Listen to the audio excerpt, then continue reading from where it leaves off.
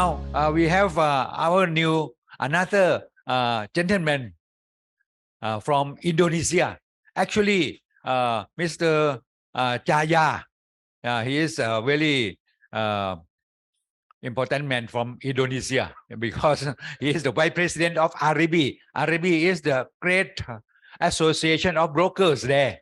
There may be 40,000 people or something. Yeah, a big organization, and he has been really successful in brokerage business. Maybe in the future you may become a developer. Yeah, don't forget me if you are richer and richer. Yeah, and you can have a title as Okya as well if you go to Cambodia. Or Dato. Yeah, so the floor is yours. Good afternoon, everybody. Thank you so much for the warm welcome. And Dr. Kim, we enjoy your presentation very much. So again, my name is Pranajaya Cahyadi Sudrajat, and I am not Thai, even though my name is quite long. I am Indonesian, and you can call me Jaya for short. First of all, thank you, Dr. Sopon and the FIABCI-Thai team for organizing such a wonderful event. I've learned quite a bit today, and I'm sure I'm going to learn a lot more tomorrow. So today, I will be speaking on the topic of maybe some of you would have questions about. Hopefully, I will be able to answer them with my presentation here today. These are a few points that I will be talking about today. I will give you an overview about Indonesia, what is happening in Indonesia, and lastly, I will finish off with the new Indonesia second home visa that has just recently been released. I titled my presentation today, Good Days Ahead, because it is to show that Indonesia is improving and Indonesia will only get better from today. Since COVID-19, we realized that wealth do not disappear. So if you all have a think about it, when there are news whereby tech billionaires lose hundreds of billions of dollars, those money do not disappear. They shift into somebody else. For an example, during COVID-19, before all the pandemic, people in the healthcare sector is just doing an okay business. Maybe people in electronics, maybe people in travel are getting a lot of money. But during the pandemic, suddenly everybody in healthcare sector start making a lot of money. That is what I call a shift in wealth. For real estate investor, this is the mantra that I usually tell and share with people that I know, which is you make money when you buy. Let's have a think about this. And if you have more questions later, you can approach me and I will be able to answer you about this mantra that I always use when I meet with clients who are looking for properties anywhere in the world.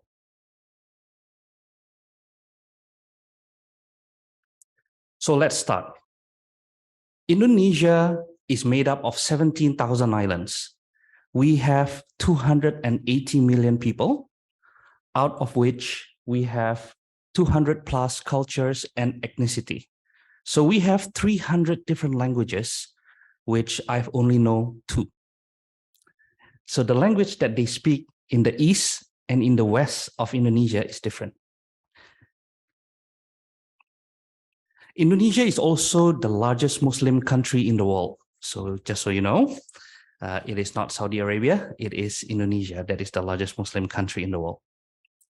This is the picture of my president and his cabinet. For the past 8 years, Mr. Joko Widodo and his cabinet have shown that Indonesia can self-sustain, show that the economy of Indonesia is resilient, and it can bounce back very fast. Take a look at this. This is a quarterly data of Indonesia's GDP. When we see the one that is going down is during the COVID-19, but right after the nation opened up and lowered down the COVID restriction, the economy jumped back up pretty quickly.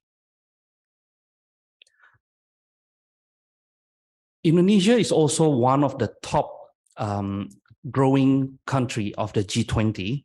Here you see Indonesia is number 5 out of the 20 countries in the G20 nations. Some more data for all of you. Indonesia's inflation rate has been quite steady. We don't have hyperinflation. Yes, we have inflation up a little bit, but it has been always stable in about 5%. Indonesia's unemployment rate had actually improved to about 4% at the current moment. This gives confidence for nations to come and do direct investment into Indonesia. We have a steadily increasing foreign direct investment into Indonesia, and I'll show you later why that happened. One of the reasons is that Indonesia is an investment-grade country. So all of the rating agencies that are recognized in the world recognize Indonesia as a potential and stable future economic country. Some of the reason is that during Mr. Jokowi's presidential, he introduced 16 economic packages to start off his presidency in 2015 and 2016. This enabled Indonesia to be attractive for businesses and also for investments to come in. Some of the projects that Indonesia have been building, one of them is toll roads. From 2015 up until 2021, Indonesia have built 2,784 kilometers of toll roads. We have also been building seaports, MRT. Jakarta and Indonesia have just got our first MRT line back in 2018. And the upcoming fast train, which Indonesia is working with China. Also, to increase Indonesia's competitiveness, Indonesia invests a lot on energy to make electricity, and also on smelter. Right now, Indonesia is pushing on building battery for electronic vehicles. So some of the largest Chinese company and also the largest Korean company have come in to set up a factory in Indonesia. And also, Indonesia is self-sustained on foods because we have mass land and we have incorporated all the government companies for plantation to be one super group for foods.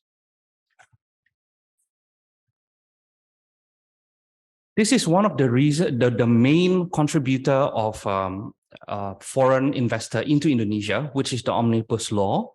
The Omnibus Law eases and increase the effectiveness of the Indonesian law for investments to come in. So there are a lot of laws that were cut to make it simpler for foreigners to set up businesses in Indonesia. These are some of the major events that happen in Indonesia. One of the most notable one that I would like to highlight is the 51% ownership of Freeport. Do you know where's Freeport? Freeport is in Timika, it's in Papua, and it is the largest gold mine in the world. And it is the 3rd largest copper mine in the world. So for the past more than 50 years, the Freeport company from the US have been doing business in Papua and producing gold continuously 24 hours, 7 days a week for the past 30 years. And up until now, there's still a reserve of minerals of about 33 billion pounds. The most notable recent events that had happened in Indonesia, as you all know, is the G20 that had happened in Bali. We are very proud to have Indonesia as the host country of the G20. And I would like to show you a little bit about the event.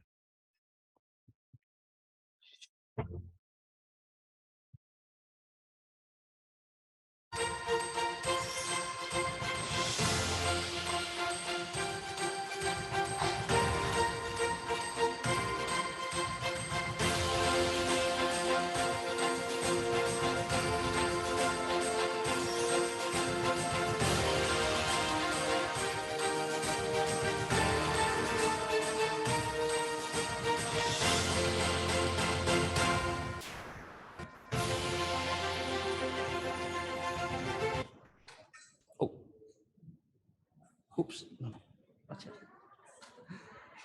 Not yet.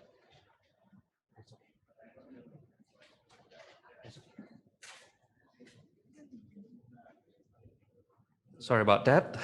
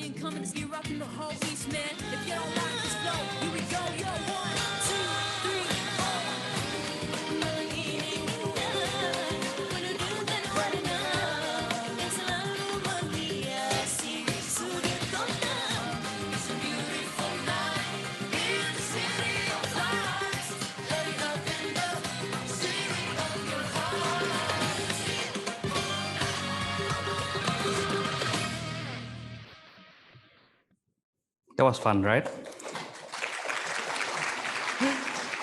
So infrastructure projects have been the main driver to push Indonesia's economy.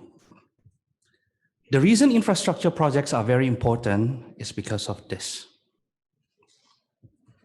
If you see, this is Indonesia's demographic, and it is showing that Indonesia is actually growing middle age and productive age population. This is the strength of Indonesia, where we will have demographic bonus between the year 2020 and year 2035. We will have about 60 to 70% of our population that is in the productive age. That is about 180 million people who are working, spending, and having the best days of their life. This presents a great opportunity for business people. Whatever segment that you're looking into, for example, cell phone makers, there are market for cell phone makers at $100 level, and there are also market for cell phone makers like Apple, which is in the $1,800 level. Micro businesses, which is about 70% connected to the internet, is very pivotal for Indonesia's archipelago country. With over 17,000 islands, micro businesses are building cities and building the country. Let's get into the property market. The commercial space, mainly the offices, have been experiencing some corrections since the beginning of the pandemic. It is right now struggling to find its way because people are adjusting from working from office, working from home, and also working from anywhere. The retail space was actually very healthy because of a few additional new malls that come into the market, new malls that are thematic, new malls that gives new excitement and new experience to consumers. In the residential sector, Indonesia is experiencing a lot of correction in the condominium sector and high-rise sector. However, in 2021, we experienced one of the best years in Indonesia's property sector in history because of government's incentives and also people moving around from the city center to the suburbs and preferring landed houses or mixed-use developments. One of the bright spots in Indonesia's property market is the warehouses. Warehouses has been increasing tremendously, and it is giving in a very good and healthy returns for investors. So if there's any investors out here that is going to go to Indonesia, you can come look for me after this. All right, a little bit about foreign ownership in property and real estate in Indonesia. Foreigners cannot buy and cannot have a freehold asset in Indonesia. However, you can have asset for lease that is a total up to 80 years. Also, as a company, you can come into Indonesia and buy asset, but it will be company-owned asset.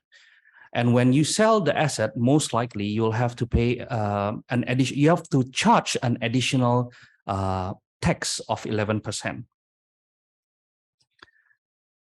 Unlike other countries, Indonesia have a lot of certificate of ownership of lands. But for this purpose, let's only focus on the first two. So the freehold properties is only available for local Indonesian, which is number one. However, the leasehold properties are available for foreigners through company ownership. How about Indonesian investing overseas? Indonesia buy a lot of foreign properties. There are a lot of Indonesian that invest in Thailand. There are a lot of Indonesian that invest in Australia and all the different part of the world. However, these are a few points that we look for when we invest overseas. We look for stability, and most importantly, we look for the availability of additional financing from local finance companies. Now, let me introduce you one of the largest real estate project that is currently happening in Indonesia, which is the IKN Nusantara. IKN Nusantara will be the new capital city of Indonesia that is located in East Kalimantan. So this will be a green city with soul, and the government is pushing investments into this new city. There is no natural disaster in this location, and currently this location is being developed with all the right infrastructures of green energy and renewable energy implemented on it. Some of the areas of opportunities to invest in the new capital city are stated here, as you can see.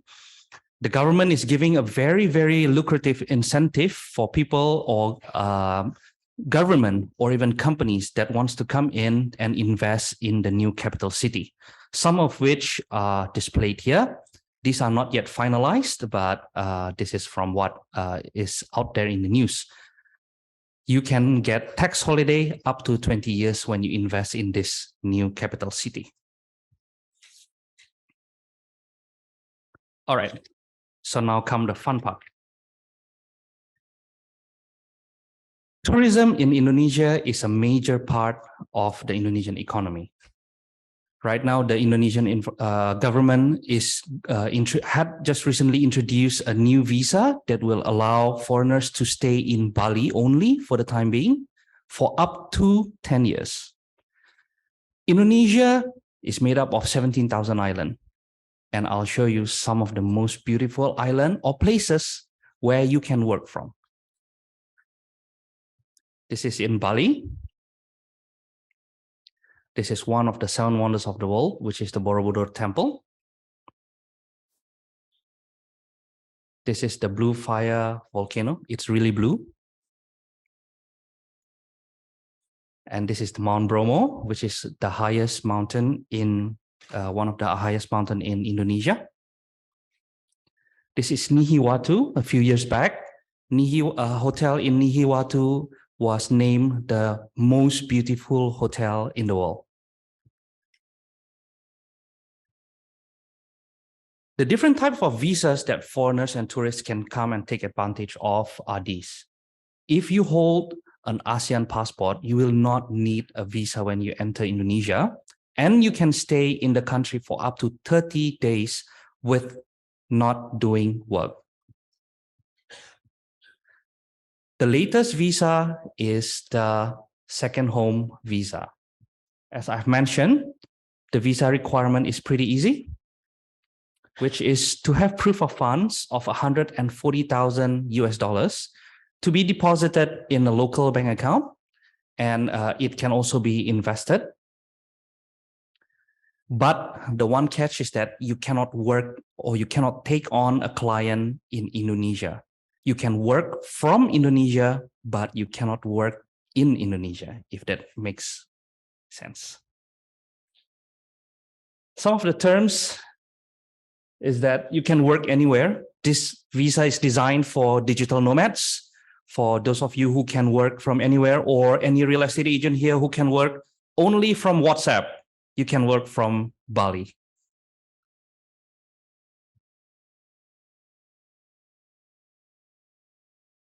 So I will end my presentation here with this particular video for you.